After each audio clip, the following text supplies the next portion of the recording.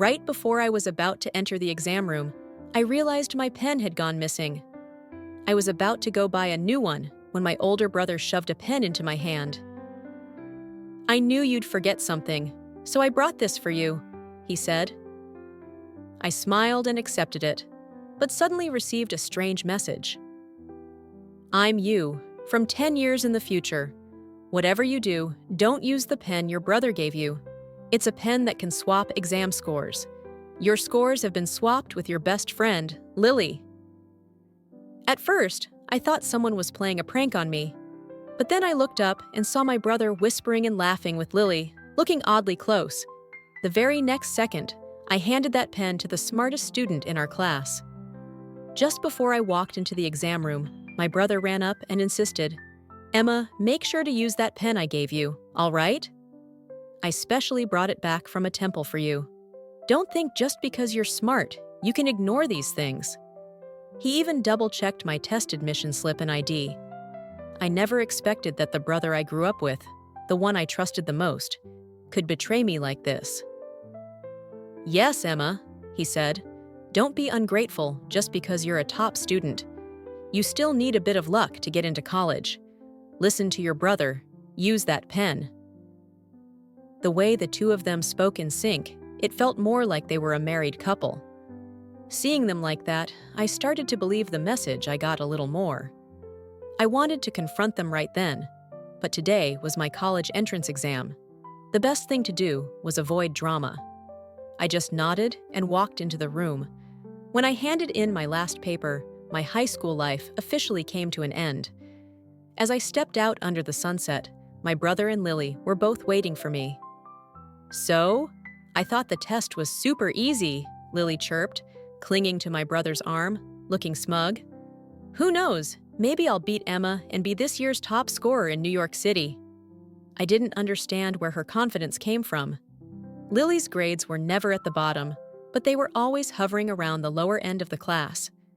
I had even tutored her before, but it didn't help much. Realistically, she'd be lucky just to get into a community college with this exam. "Really?" I asked. "So how did you solve that last 3D geometry problem? Did you understand the English listening section? What about the reading comprehension essay?" I kept asking rapid-fire questions, and Lily's face froze. In the end, she sulked and buried herself into my brother's chest. My brother snapped, "Emma! Don't you know how to behave? Why are you being so aggressive?" He shielded Lily like she was the real sibling. "What? I didn't say anything wrong," I replied innocently. "I couldn't solve them, so I just wanted to ask the future valedictorian how she did it. Is that not okay?" Hearing that I didn't finish the test, Lily suddenly looked panicked. "You really didn't finish those parts?" My brother immediately turned to me. "Emma, don't joke about your exam scores." The panic on their faces confirmed it. The message about the pen was real. I said quietly, feeling hurt, "It's all because of that pen you gave me." The moment I held it, my mind went blank. I couldn't even answer many of the questions. "No way," my brother said. "You always topped the class. Even if you had an off day, you wouldn't drop out of the top 10. How could you suddenly forget everything? You're lying to us, aren't you? What's the point of tricking both of us, your own brother and your best friend?" "How could I lie to the two people I trust the most?" I said, my voice trembling. I really didn't do well on the exam. Seeing how serious I looked, Lily suddenly snapped and scratched my arm in a frenzy. "Why did you do this to me? You ruined my future. I won't get into college because of you." Startled, I instinctively stepped behind my brother for protection. "What are you talking about? I didn't do well. That has nothing to do with you." My brother, knowing the truth behind it all, quickly pulled Lily back and tried to calm her down. "It's okay. She didn't mean anything by it. She's just stressed from the exam." "You go on ahead," he told me. "I'll walk Lily home." After they left, I got another message from myself in the future. "You still use the pen your brother gave you? Why hasn't anything in the future changed?" I quickly typed back, "No, I didn't use it. I gave it to the worst student in the class. While we were still trying to wrap our heads around what had happened, my brother suddenly returned, with Lily beside him. Their attitudes had completely changed. They were all smiles now. "You really scared us back there, kid," he laughed. "Acting like you bombed the test. Turns out you're actually the top scorer this year." A chill ran down my spine. By my own calculations, my scores might be higher than last year's city valedictorian, but how could they possibly know that? Even I wasn't sure. Lily's joy was written all over her face. She playfully nudged my brother. "Don't forget what you promised. If I get into Stanford, you said you'd be my boyfriend." He laughed and tapped her nose. "You're still the same little brat." Then he turned to me. "The exams are finally over. Let's go on a trip together. My treat. Let's have some real fun." "I'm not going," I replied. Lily pouted. "Fine, don't go. You always ruin the vibe anyway. I'll go with him." My brother grabbed my hand. "What are you saying? You're my real sister. Of course I want you to come. Come on, this break, Mom and Dad won't be home. I don't feel right leaving you alone." He was the brother I'd grown up with all my life. As long as he kept his voice soft like that, I might have agreed. But right at that moment, my phone buzzed again. "Don't go. They're planning to sell you off to some remote mountain village. After that, Lily will take your place at college." I pulled my hand away immediately. "I'm not going. I'm planning to take driving lessons this break." "I don't need you to take care of me. I'll stay at Uncle Mark's place." My brother looked genuinely surprised by my rejection. His hand froze in midair. "It's better this way," I added firmly. "Don't trouble others." "Be like Lily," he said at last, forcing a smile. "Be good." Lily chimed in as well. "That's right. You're so weird, always buried in books. If it weren't for me and your brother, who would even want to hang out with someone as freaky as you? We're doing this for your own good." "I don't like socializing," I said flatly. "It's exhausting. Being your friend was only easy because you're so dumb. I could read your thoughts in a second. Didn't even have to try." Lily's face turned beet red from rage. My brother didn't even bother getting involved in our argument. He just kept trying to persuade me to go on the trip with them. I could practically hear the calculations going on in his head. It was like his scheming thoughts were pounding against my face. "I'm not going," I said coldly. "If you're really worried about me, I'll have Mom talk to you." The moment I mentioned Mom, my brother went silent. Because Mom only doted on the kids who excelled. And not only was I the youngest in the family, I was also freakishly smart. I'd skipped several grades and was taking the college entrance exam with him at just 14 years old.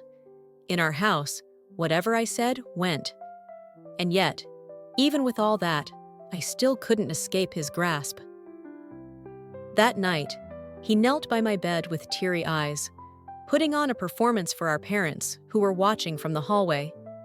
He talked about how they'd been away for work most of the time, and that all he wanted was to take me somewhere to relax after the exam. He even brought up the time I had a high fever as a kid, and he carried me through 3 blocks to find an open clinic. Our parents, already feeling guilty for neglecting their oldest child, sided with him and told me I had to go. I couldn't argue back. I had no choice but to reluctantly agree. As the car drove out of the city, I looked into the rearview mirror and watched the buildings shrink away behind us. My phone buzzed in my pocket. "Whatever you do, don't go on that trip. They're planning to sell you. There's rope and sedatives in the trunk." I tried to stay calm and replied with a simple, "Too late." I gripped my phone tightly, my nails digging into my palm. My brother turned back from the front passenger seat and smiled warmly. "Feeling carsick? Here, drink this juice. I got your favorite flavor." Lily sat beside me, resting her head on my shoulder, as if nothing had happened just a few days ago. "Emma, look ahead," she said cheerfully. "That's the mountain road. They say the sunrise at the summit is beautiful." As she spoke, her hair carried a faint scent of cologne, the same brand my brother always used. I'd been on high alert ever since that warning message, but days went by, and Nothing happened. No strange incidents, no new messages. My brother just took us around, eating, sightseeing, trying local specialties. Lily kept recording everything on her phone, constantly vlogging the vacation of a valedictorian. It went on like that for over a month. As the day for the exam results approached, they still hadn't done anything suspicious. It really felt like we were just on vacation. Until that one day, my brother said he'd found a hidden hot spring and drove us deeper into the mountains. The road narrowed, became rugged, and the phone signal started cutting in and out. Suddenly, Lily shouted, "Look! Are those fireflies?" I followed the direction she pointed, and just out of the corner of my eye, I saw my brother quietly taking out a small brown bottle from the glove compartment. "Tired already?" my brother asked as he stopped the car in the middle of a vast forest. He unscrewed the cap of a small bottle and poured a clear liquid into a paper cup. "No, I got this calming tea from the owner of the lodge," he said. "Drink this, and the hot spring soak will feel even better." I glanced around. The woods were pitch black on all sides. A sense of unease crept into my chest. Just then, my phone started vibrating nonstop. "There's something in the drink. You figured it out, haven't you? Don't drink it. But you're just a kid. You won't escape this. Pretend to fall for it. I left emergency tools behind." Without hesitation, I smacked the cup out of his hand. The brown liquid splashed all over his beige pants. "What the hell are you doing?" My brother's face darkened. All his fake warmth evaporated, replaced by raw malice. Lily screamed and backed against the car door. Her elbow accidentally hit the window control, and the glass rolled down. The damp night air, thick with the smell of wet soil, swept inside. I need to use the bathroom," I said, forcing my trembling voice to sound steady. He stared at me for 3 long seconds, then suddenly smiled. But the smile never reached his eyes. "Silly girl, why didn't you say so earlier?" "Lily, go with her. I'll wait in the car." Lily grabbed my arm and pulled me into the woods. Once we were out of sight from the road, she shoved me to the ground. "Quit pretending!" she hissed, crouching in front of me. Her heavily made-up face twisted in pure hatred. "You really thought I wouldn't find out you gave that pen to the dumbest kid in school? Luckily, your brother had a spare one prepared. Otherwise, I wouldn't have had any points to swap." I tried to push myself up, but as I lifted my head, I spotted 2 men in military-style clothing lurking behind her, partially hidden by the trees. Each of them was holding a burlap sack. Lily pulled out her phone and scrolled through a conversation between her and my brother. "Is everything ready? The buyer said as long as she's alive, just get her to the canyon and he'll pay. Don't worry, I've got the sedatives. Once she's sold, I'll officially take her place at Stanford. My Lily is the smartest. After this, I'll be with you." "You had such a good brother and didn't appreciate it," she sneered. "Serves you right. So what if you're smart? It's useless." Lily stood up and kicked me in the knee. "Still confused, huh? You really think your own brother would never hurt you? Always the top bird in the flock," she scoffed. "All these years, you stole the love your parents owed him. You were always better at everything. Of course he couldn't stand it. This college entrance exam? This is your downfall." Just as she finished speaking, one of the men walked over and yanked a sack over my head. In the darkness, I heard Lily's laughter mixing with my brother's voice from somewhere in the distance. "Be gentle. Don't hurt her." The next time I opened my eyes, I was lying on a dirt bed in a crumbling shack. My arms and legs were bound tightly with rough rope. Outside the window stretched endless mountain ranges, and I had no idea when my phone had been taken away. The wooden door creaked open. An old man with deep wrinkles walked in, holding a bowl of something murky. "You're awake. Good. Drink this medicine. Once you do, you'll be my daughter-in-law." His yellow teeth clattered as he laughed. His breath reeked. It made me gag. I shook my head violently, tears spilling down my cheeks uncontrollably. At that moment, I felt a faint vibration beneath the dirt bed. While the old man turned away, I used my knee to lift the corner of a straw mat, and to my shock, there it was, my phone. It must have been hidden ahead of time, by the future version of me. She must have known I'd be brought here and prepared for it. "Don't be afraid." A new message lit up the screen. "The old man is hard of hearing. Pretend to take the medicine, then pour it into the bed crack. Third drawer of the nightstand has his son's phone. Passcode is his granddaughter's birthday. 2010, August 15th. Following the instructions, I waited until he turned away, then dumped the medicine into a crack between the boards and lay back down, pretending to fall asleep. Once I heard him snoring and finally leave the room, I used my teeth to pry open the drawer. And there it was, an old phone. Hands trembling, I unlocked it, then whispered into the receiver as softly as I could, 911. I recited the exact coordinates shown in the future message. For the next 2 days, I played the obedient girl while the old man brought me meals and kept bragging to the villagers. My son paid big bucks for a city wife. Lily and my brother were nowhere to be seen. By late afternoon on the third day, sirens suddenly wailed outside. A team of police officers stormed in, arresting the old man and his son. Just as they rescued me from the shack, my parents arrived at the base of the mountain. My mom collapsed, sobbing uncontrollably in my arms. My dad's eyes were red as he kept repeating, "I'm so sorry, I didn't protect you." That's when I found out. As soon as I went missing, my brother was the first to call the cops. He cried and claimed I had run away from home because of exam stress. He even led my parents around the city looking for me for 2 whole days, completely playing the part of the perfect big brother. "Where is he?" I asked as I wiped my tears. Just as my parents were helping me into the car, my brother's vehicle pulled up. He jumped out, tie crooked, a dead leaf stuck to his forehead. When he saw me sitting in the back seat, awake, his pupils shrank violently. "Emma, you're okay?" He ran up to the car window, pressing his palm against the glass, leaving a cloudy smudge. "We went to the next county looking for you. No signal in those mountains," he said quickly. Lily stepped out of the passenger seat, wearing my pink sun jacket. Her eyes turned red the moment she saw me. "Emma, where did you go?" she asked, voice trembling.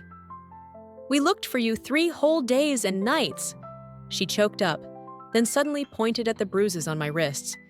You got hurt? Did you run into someone dangerous?" I didn't say anything. I just raised my phone and showed the screen. On it was a new message from the future. "There's a strawberry-shaped hair clip in their trunk, the one you dropped when they kidnapped you. They're planning to blame it all on a random hiker they met in the mountains." My dad immediately got out of the car, marched to the back of my brother's SUV, and popped open the trunk. Lily screamed and tried to stop him, but my mom held her back tightly. Inside, lying alone and unmistakable, was my strawberry hair clip. Next to it were brown ropes, stained with dried blood at the knots from when I had struggled a few nights ago. "Jason," I said calmly through the half-open window, my voice cold as ice. "You brought all this? On a rescue mission?" my brother stammered, lips trembling, trying to act clueless. I don't know where that came from." Lily immediately dropped to her knees in front of my parents. "Please, Uncle, Auntie, don't blame Jason. It was all my idea. I panicked when Emma went missing and planted those things to give the police a clue." "Really?" I scoffed, pulling out the oldest phone from my jacket. The old phone I'd found in the old man's drawer. It held the full audio log of their conspiracy. I pressed play. Lily's syrupy sweet voice rang out, crystal clear in the dusk air. "Once she's sold, I'll take her acceptance letter and go to Stanford in her place. You just say she ran away with some boy. Everyone already thinks she's weird anyway." My mom fainted on the spot. My dad's whole body shook with rage. He raised his hand and slapped Jason across the face, so hard it sent him crashing into the car door, blood trickling from the corner of his mouth. "You're no son of mine," my dad roared, finger trembling as it pointed at him. "The Miller family raised you for 20 years, and you tried to sell your own sister?"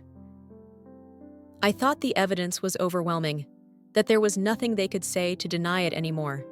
But then Jason suddenly dropped to his knees, looking up at our parents, his eyes full of false sincerity. "I don't know why Emma wants to ruin me," he said slowly. "But I'm her brother. How could I ever do something that despicable?" Then he turned to me, wearing the most innocent, aggrieved expression. "Emma, is it because Mom and Dad haven't been paying attention to you lately? You didn't do well on the test and just wanted them to feel bad for you? I understand. But do you realize what happens to me if you say something like this?" His performance was so smooth that my parents' expressions started to shift, beginning to doubt again. Ah, now the real manipulation began. Playing the victim, a perfect tragedy. But acting. Anyone can act. I bit my lip and replied, voice shaking, "If you're saying I falsely accused you, then take me away now. After all, I almost died, and you're only losing your reputation." That one sentence broke the last thread. My parents didn't say another word as the police took Jason away. When I arrived at the police station with the phone, he was already sitting in the interrogation room, only his hands weren't even cuffed.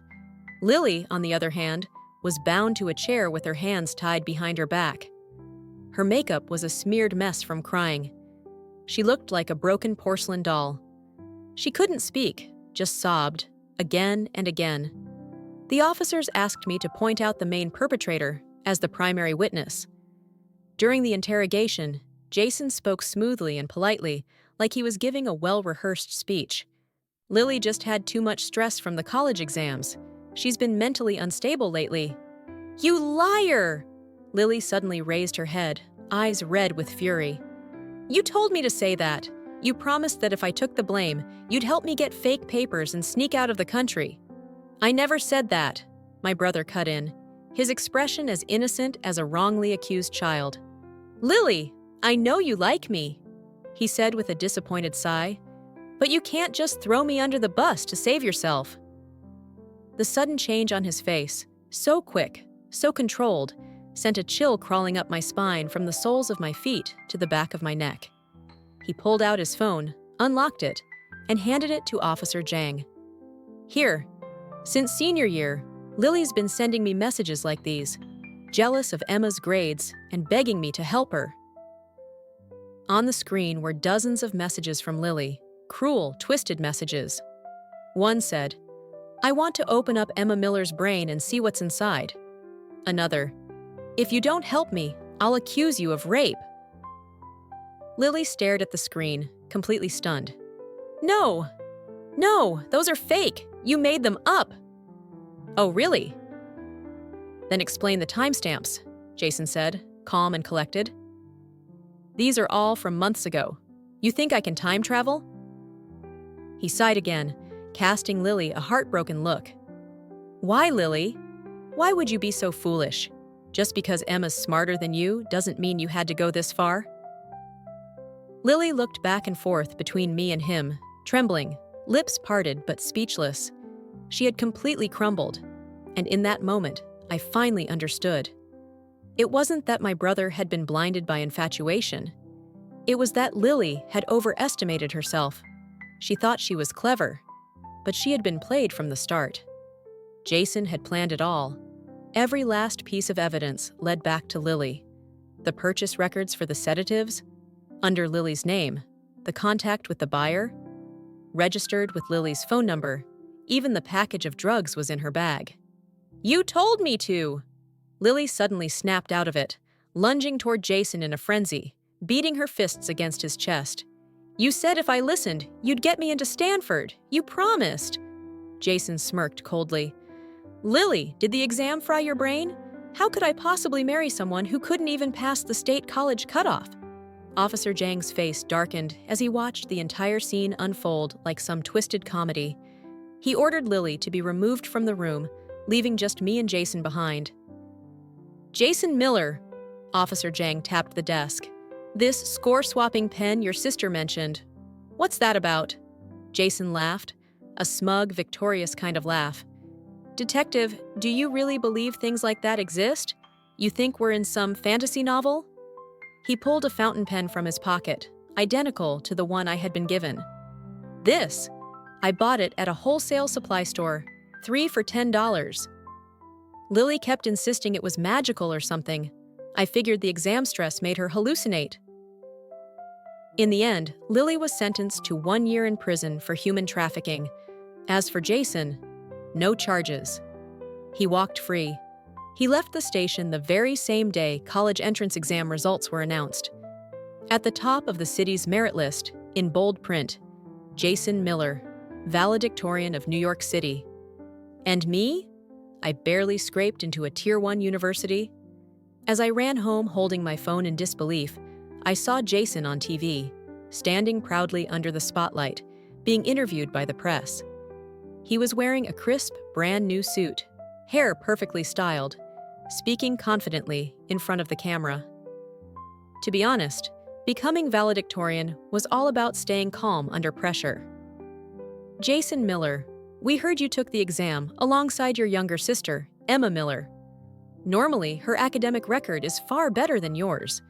But this time, she barely made it into college. What are your thoughts on that? Jason smiled calmly. Emma's still young. It's natural for her to be a little mentally unsteady. As her older brother, I've already signed her up for review classes. He was basking in his moment of glory. After the interview, he walked into my room, pretending to be concerned. It's okay, Emma. If you don't want to study here, Mom and Dad can send you abroad. They'll support you. I didn't respond. I just asked coldly, So, you used that pen yourself?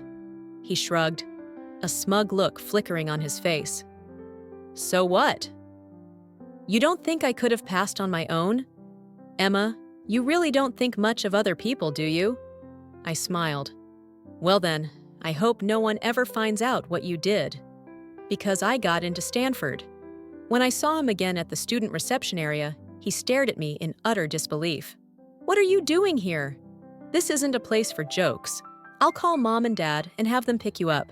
You should go back and retake the exam. No need. I gently brushed his hand away and pulled out a shiny gold ID card from my pocket. Tsinghua's admissions office personally invited me. My national gold medal in informatics qualified me for a special admission slot. They asked me to come directly to the department for enrollment procedures. The smile on his lips twitched ever so slightly. Well, that's great. Congrats. Looks like we're classmates now. Of course, I said, smiling sweetly. Then I motioned for him to lean closer and whispered, Since you're my brother, I'll give you a heads up. The university is introducing a new entrance assessment to verify students' real abilities. What? All of a sudden? He clenched his fists, and sweat formed in his palms. They've never done that before. But I suggested it, I said with a blink. Jason, don't take it the wrong way. If college success still depends on luck, shouldn't we make the assessment tougher to reflect true ability? For example, adding some advanced computer science components. His pupils shrank instantly, because he knew, with the little cramming he did before the exam, he would never survive a real test.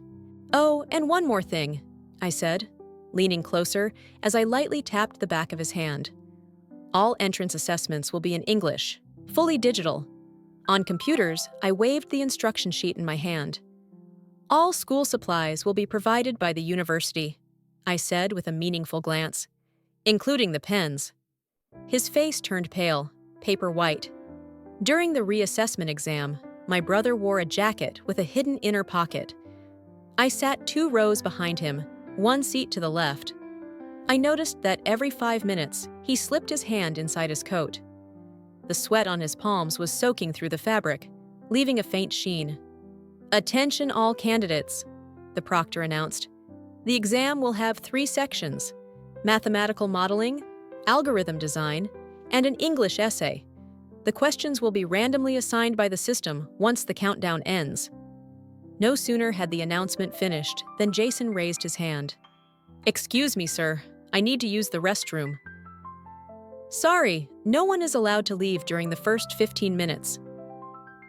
He swallowed hard. Beads of sweat rolled down his forehead and dropped onto the keyboard. The invigilator began pacing around him, then suddenly stopped. "Please stand up." He scanned Jason's body with a metal detector. The room fell dead silent until a faint beep sounded near his thumbnail. A tiny chip, no larger than a soybean, had been embedded under his fingernail. A wave of gasps rippled through the room. "No! I've been framed!" Jason turned toward me in panic. "Emma, help me! Tell them!" I looked him dead in the eyes. I confirm he cheated. To do it, he even pulled out his own nails to hide the chip. "You're lying!" He roared so loudly the ceiling seemed to tremble. He was dragged out of the exam room, his shoulders slumped, looking like a wet dog in a storm. On the day the retest results were released, the university website crashed 3 times. Jason's scores: Math modeling, 17. Algorithm design, blank. English. Essay, full of grammar errors. He even misspelled hello girl. Mine. Perfect scores across all 3. A professor personally annotated my essay. Shows potential for doctoral-level research. The admissions board officially revoked Jason Miller's admission to Stanford. In the boardroom, the director of admissions slid a stamped letter across the table toward Jason. He sat there wiping down a fountain pen, the very one he'd used to swap exam scores. But now, it was like a burning piece of metal, searing the skin of his trembling fingers.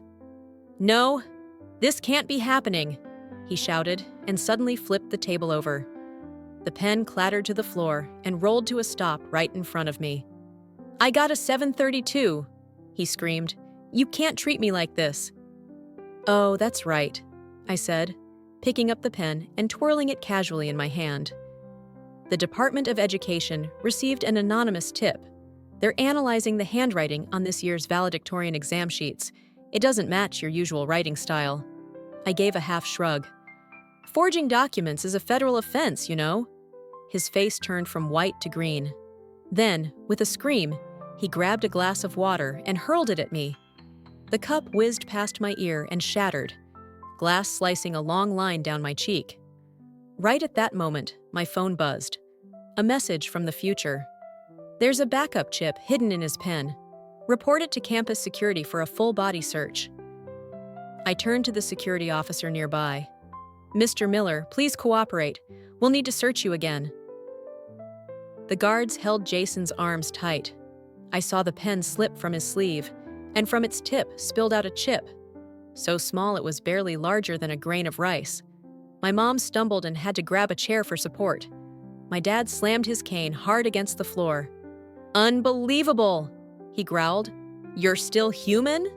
Jason was dragged away, but just before he disappeared through the door, he twisted around and gave me a wild, distorted smile, just like that night in the woods. When he tried to sell me, his eyes gleamed from the shadows with the same madness. "Emma Miller," he hissed, "you think you've won?" Mom and Dad have always loved the smart one. Now that I've lost everything, no college, no future, you think they'll still love you? Enough! My dad brought the cane down, right across the top of Jason's foot. "From this moment on, you are no longer my son." 3 months later, I was writing code in the lab for the core systems class when I received a strange notice. Lily's sentence had been reduced. The letter attached said that on the day Jason was transferred to the correctional facility, he had broken down completely, clutching his pen and screaming about swapping scores. He had finally been diagnosed with dissociative identity disorder. The handwriting analysis I had submitted to the Department of Education had long confirmed it. The writing on Jason's college entrance exam was forged. My phone buzzed again. But this time, it wasn't a message from my future self. It was an anonymous email with a video attachment. In the video, Jason was curled up in a corner of the reformatory cell, muttering to thin air. He still gripped that pen in his hand, scratching warped, messy letters onto the concrete floor. "Emma, scores. Give them to me." I turned off the video and without hesitation, tossed his pen into the lab's trash bin. Outside in the hallway, I heard my professor calling, "Emma Miller, your name's on the list for the MIT exchange program. Pack your bags. I'll personally escort you there. Sunlight poured through the glass windows, falling across my keyboard. I typed the last line of code, hit send, and opened a new message, addressed to myself in the future, to my future self. No matter how hopeless it feels, never stop trying to save yourself. As for the one trapped forever in the illusion of score swapping, let him rot in that fantasy he built with his own lies. Because in this life, there are no shortcuts. Only hands that have truly fought their way forward deserve the right to write down the answers.